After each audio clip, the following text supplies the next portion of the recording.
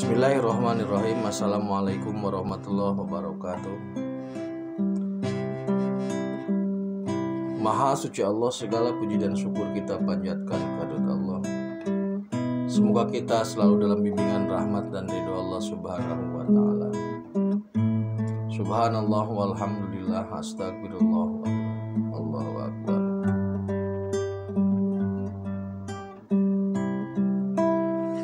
Kembali saya dari tim Jawa Nusantara. Kita sedang membahas masalah harta, tahta, dan wanita dan reposisinya. Sekali lagi bahwasanya harta, tahta, dan wanita itu merupakan puncak dari kenikmatan dunia. Maka dalam puncak kenikmatan ada puncak resiko. Untuk mengejar karir, resikonya tinggi. Ketika sudah sampai pun jebakannya tinggi. Untuk mengejar tahta maksudnya, kemudian untuk mengejar harta pun sama dan wanita pun sama. Jika harta adalah jempol atau ibu jari, tahta adalah telunjuk, dan wanita adalah kelingking, maka kalau kita sweet, anak-anak sweet dalam suatu permainan, itu harta mengalahkan ibu jari mengalahkan telunjuk, telunjuk mengalahkan kelingking, kelingking mengalahkan ibu jari. Dalam hal ini maksudnya harta mengendalikan jabatan, jabatan bisa mengendalikan perempuan dalam satu titik dalam satu hal ya. Saya tidak bermaksud merendahkan perempuan, tidak. Tetapi dalam pola ini ada indikasi atau kecenderungan seperti itu. Tetapi perempuan juga bisa mengendalikan harta. Jadi ini satu lingkaran yang tidak bisa dipisahkan. Nah, pengendalian makhluk meta terhadap tiga unsur ini memang diizinkan Allah, tetapi karena overlap maka ini harus kembali dibatasi gitu loh. Harus direformasi lagi, harus kembali ke format dasar supaya manusia nyaman, supaya manusia tidak selalu kalah. Karena faktanya atau secara umum kita bisa melihat orang yang ingin meraih kedudukan atau tahta yang tinggi biasanya mengeluarkan kos yang tinggi. Bisa jadi kos politik, bisa jadi kos berupa uang, bisa jadi nego-nego yang lainnya. Untuk mengejar harta juga kosnya tinggi.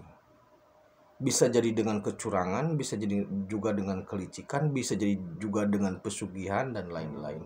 Begitupun juga untuk mengejar wanita. Nah, karena ini kosnya tinggi, maka disitulah kemudian setan, iblis, dan jin bermain untuk membantu, tapi dengan berbagai resikonya. Maka tidak heran banyak pejabat yang tergelincir, banyak orang kaya yang kemudian jatuh, banyak perempuan yang kemudian tidak mulia. Terus bagaimana seorang IMSP mereformasi ini? Jadi begini saudaraku. Sekali lagi bahwasanya setan dan iblis itu posisinya sebagai kompetitor manusia dalam berjalan menuju kepada Allah, kemudian jin itu sebagai parasit dalam upaya-upaya pahala. Nah,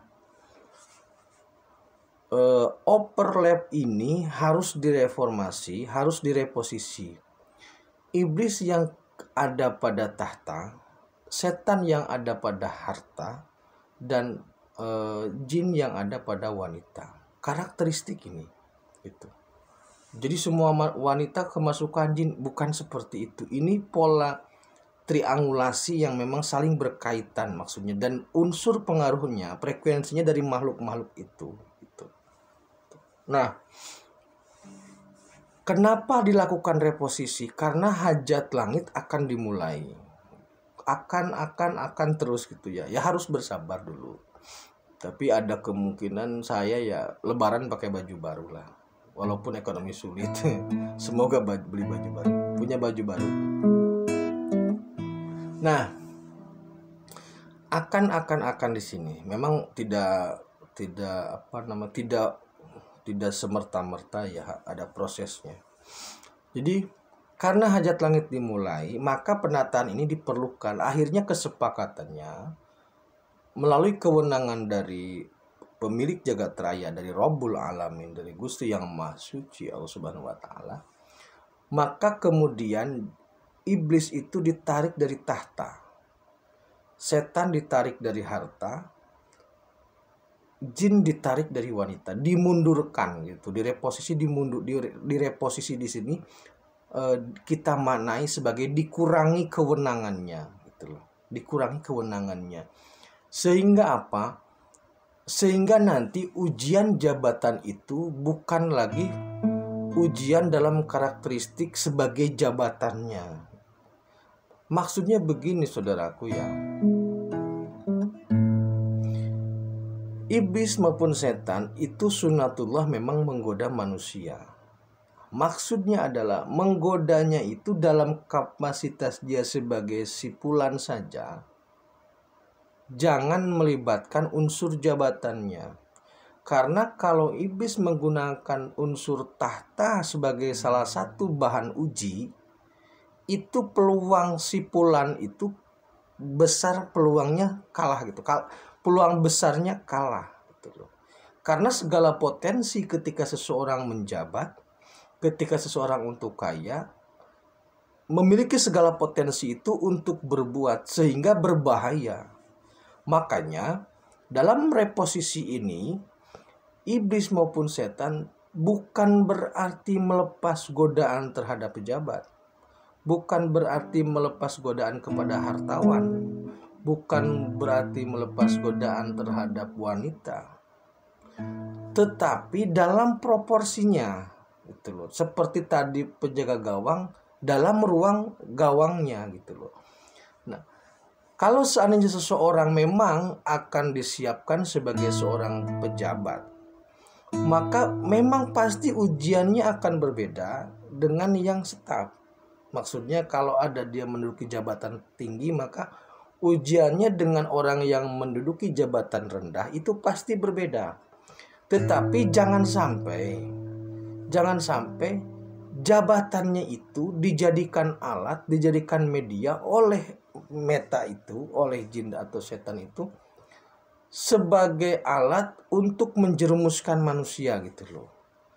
Jadi nanti ke depan setelah terjadi reposisi ini, jabatan itu bukan suatu hal yang harus dikejar berdasarkan ambisi, berdasarkan keserakahan, tetapi jabatan itu dikejar berdasarkan kompetensi dan kompetisi yang sehat. Di sini letaknya.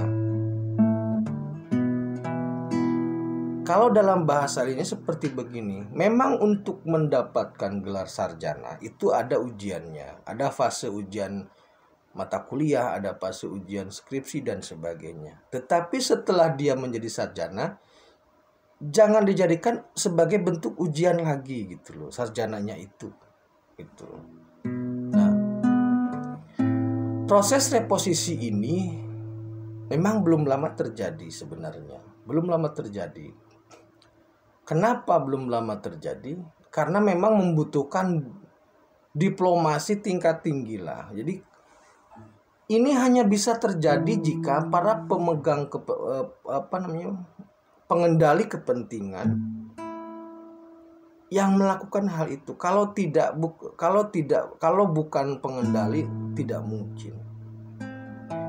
Bahasa realnya begini, kalau Allah tidak menurunkan instruksi agar iblis mundur dari jabatan, kalau Allah Subhanahu wa taala tidak menurunkan perintah agar setan mundur dari harta, kalau Allah tidak menurunkan perintah agar jin mundur dari mempengaruhi wanita, maka reposisi ini tidak terjadi. Nah, reposisi ini kemudian terjadi atas perintah Allah melalui seorang SP gitu loh.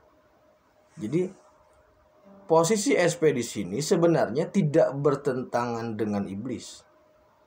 Tidak dalam artian tidak head to head, tapi sebagai penyeimbang gitu loh. Nah, Ketika iblis setan jin overlap, maka SP kemudian mengajukan permohonan agar ini dimundurkan dan Allah mengabulkan itu sehingga terjadilah reposisi ini.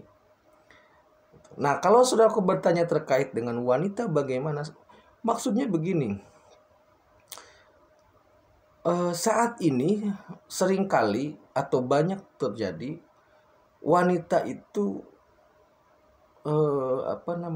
tidak semua ya, tidak semua. Tapi kita sering melihat bahwasanya eksploitasi terhadap potensi fisik perempuan atau wanita itu menjadi hal yang utama.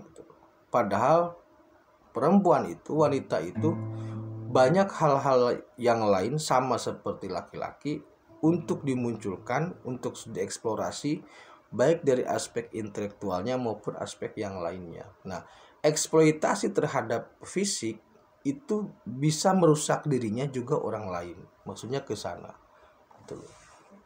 Jadi ke depan kebanggaan perempuan terhadap fisiknya itu alamiah, tapi jangan berlebihan. Seorang perempuan itu harus lebih membanggakan apa yang dia mampu, apa yang dia tahu. Kenapa sih perempuan seolah-olah disalahkan? Karena hiasannya, karena keindahannya ada di situ.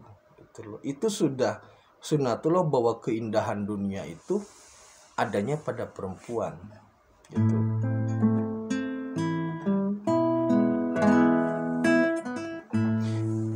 Nah, proses reposisi oleh SP ini sudah diterima oleh seluruh makhluk. Jadi kanan dan kiri sekarang dalam posisi yang seimbang.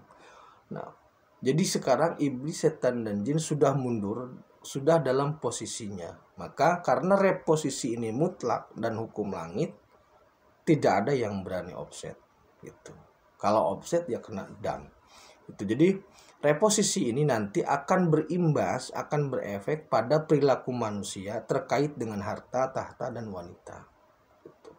Jadi terkait tiga hal itu nanti manusia orang yang punya jabatan dia akan nyaman dengan jabatannya. Maksud nyaman di sini akan ambisinya itu karena semangat kompetensi bukan ambisi buta atau serakah. Yang punya harta juga tenang karena unsur negatif dari hartanya sudah dikurangi, sudah dimundurkan. Dan begitu pun dengan wanita lebih mengeksplorasi kemampuan, skill ataupun pengetahuan. Nah, jika unsur-unsur ini sudah terpenuhi atau unsur ini sudah terjadi, maka ke depan pola manusia akan menuju pada peradaban yang berakhlak mulia. Terima kasih saudaraku, tetap tingkatan iman dan amal soleh. Akhirul kalam, assalamualaikum warahmatullahi wabarakatuh.